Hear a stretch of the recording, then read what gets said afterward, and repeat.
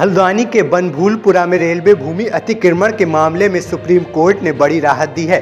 Supreme court ने Nainital high court के फैसले पर रोक लगा दी है। साथ ही उत्तराखंड सरकार और रेलवे को भी नोटिस जारी किया है। अब 7 फरवरी तक अतिक्रमण नहीं हटाया जाएगा। वहीं मामले में अगली सुनवाई 7 फरवरी को होगी। सुप्रीम कोर्ट ने कहा कि 1 हफ्ते में लोगों को हटाना उचित नहीं है।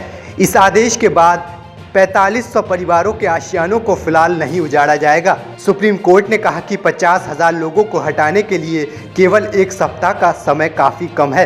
पहले उनके पुनर्वास पर विचार हो।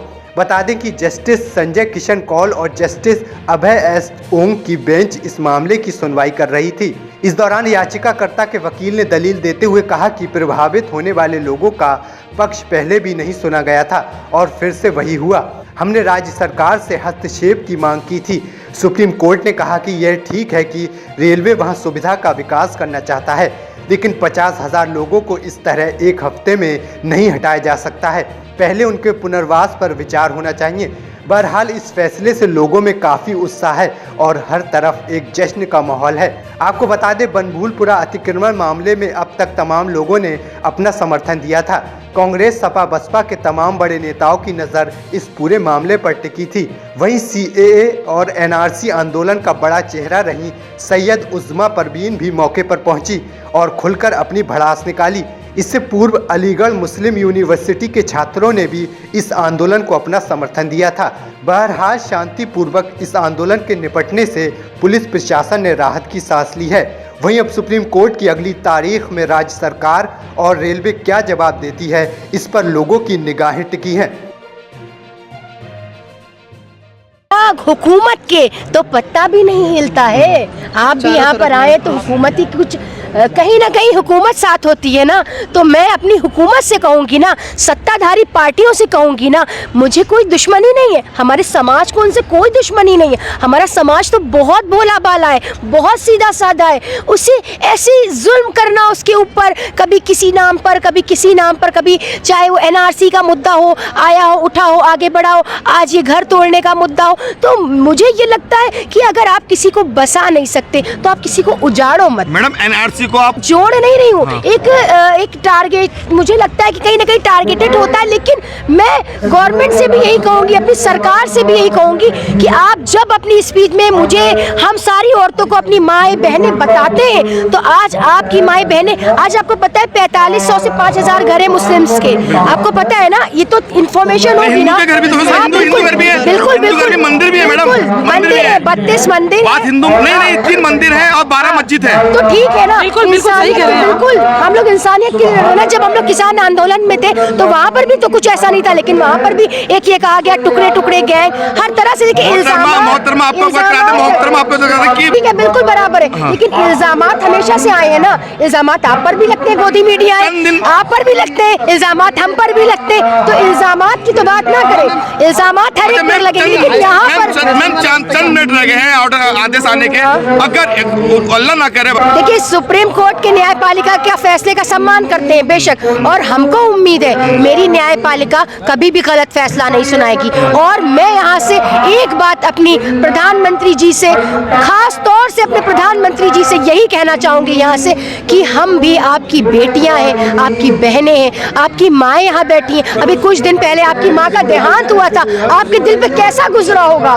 तो आज वो माएँ यहाँ पर बैठी हैं, आपके दिल में थोड़ी तो तड़प होगी हमारे लिए। आप इन चीजों को रुकवा दें, कोशिश करें, ऐसा नहीं है।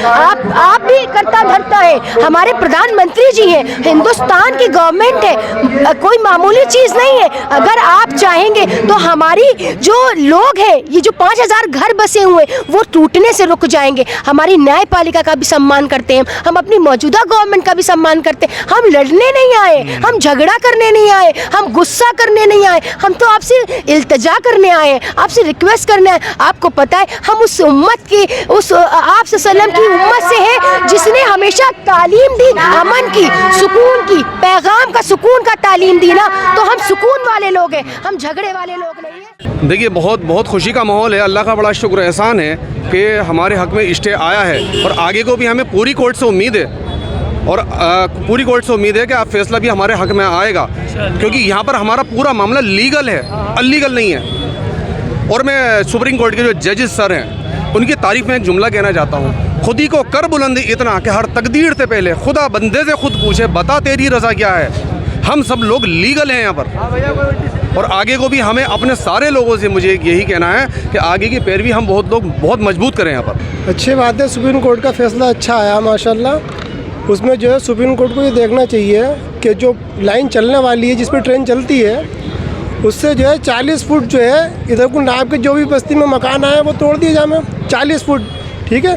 और जिसके मकान टूटे उनको मकान बना के गवर्नमेंट दे, उनको रहने के लिए छत दे, तो कोई बात नहीं, सब तैयार हैं देने के लिए उतनी जितनी उनकी हद बन रही है। सिर्फ खाली इतनी कि जो रेल की पटरी चल रही है वहाँ से 40 या 50 फुट, बस उससे ज़्यादा नहीं।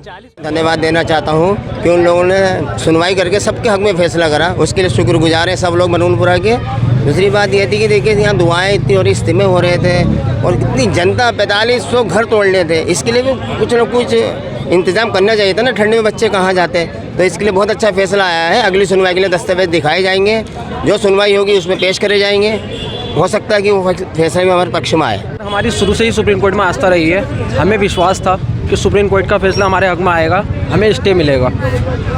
और जिस तरह से हाई कोर्ट ने एक तरफा फैसला किया था तो हमारी आखिरी उम्मीद भी सुप्रीम कोर्ट ही थी। हमारे हक में ही फैसला आना था, क्योंकि रेलवे जो है वो नाजायज़ जो है मुकदमा किए हुआ था और नाजायज़ जो है हमारे हक में जो है फैसला कोर्ट ने किया था। लेकिन हम सम्मान करते हैं, सुप्रीम कोर्ट भी गए और उसका नतीजा आज हमारे सामने। आगे भी इंशाल्लाह इसकी जो है हम लड़ाई जारी रखेंगे और आगे भी हमें उम्मीद है कि फ़ैसला जो हमारे हक में ही आएगा। क्योंकि हम यहाँ पर जो रहने वाले हज़रात हैं वो कोई ऐसा नहीं कि 10-20 साल से आके बस गए। अभी हमारे एक दोस्त हैं, वो अपने दादा के बारे में बता रहे थे, 1901 का उन्होंने सिक्का भी दिखाया कि जो को यहाँ के रहने वाले उनको दिया गया था। तो अभी है नहीं, वो बहुत सारी चीज़ें उनके पास है जो दादा परदादा को भी मिली हैं। तो यहाँ पर लोग 100 साल से 200 साल से रहने वाले हैं। आगे थोड़ा आप जाएंगे तो यहाँ पर जो शत्रु संपत्ति होती है गवर्नमेंट से ऑप्शन में, वो भी ख़रीदी गई है, लेकिन रेलवे कह रहा है कि वो भी हमारी है। तो ये बताएं, स्कूल इतना बड़ा है, ये स्कूल अगर रेलवे की ज़मीन है तो गवर्नमेंट ने स्कूल कैसे बना दिया? आगे जाएंगे एक इंटर कॉलेज और है, वहाँ पर रेलवे की ज़मीन पे कैसे कायम हो गया? मस्जिदें कायम है, मंदिर है, तो ये कैसे कायम हो सकता है? ये सुप्रीम कोर्ट के फैसले का हमें इंतज़ार था और यहाँ की पब्लिक बहुत ज़्यादा परेशान थी, घरों में खाना नहीं, प्यास नहीं, बहुत ज़्यादा परेशान थे।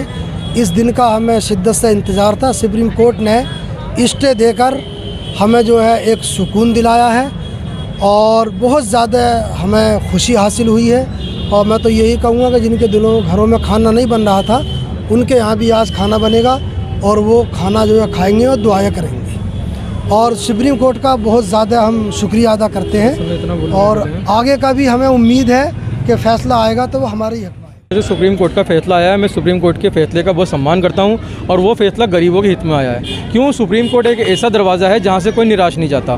तो मैं बहुत ज़्यादा अपने स्तर से और हल्द्वानी की आवाम की तरफ से सुप्रीम कोर्ट का बहुत आभारी हूं कि उन्होंने हम लोगों की आवाज़ सुनी है। और सबसे ज़्यादा आभारी हूँ मैं बैरिस्टर असउद्दीन ओवैसी साहब का कि उन्होंने यहाँ की आवाम के लिए आवाज़ उठाई। मैं आभारी हूँ हाजी अब्दुल मतीन सिद्दीकी साहब का, मैं आभारी हूँ शुएब अहमद साहब का, हाजी मलिक साहब का, और उत्तर प्रदेश की पूर्व मुख्यमंत्री मायावती जी का मैं बहुत आभारी हूँ। और जम्मू कश्मीर की पीडीपी की जो मंत्री हैं महबूबा मुफ्ती जी का, उनका आभारी हूँ कि उन्होंने हल्द्वानी की आवाम के लिए बहुत कुछ करा। हरीश रावत जी का आभारी हूँ। और दूसरा मैं बताना चाहूँगा कि हमारे कांग्रेस के विधायक हल्द्वानी सुमित अदेश जी, वो लगातार यहाँ के वासियों के लिए मेहनत करते चले आए हैं और मैं उनका भी बहुत आभारी हूँ। तो जिस तरीके से सब लोगों ने मेहनत करी है, मैं सब लोगों का बहुत आभारी।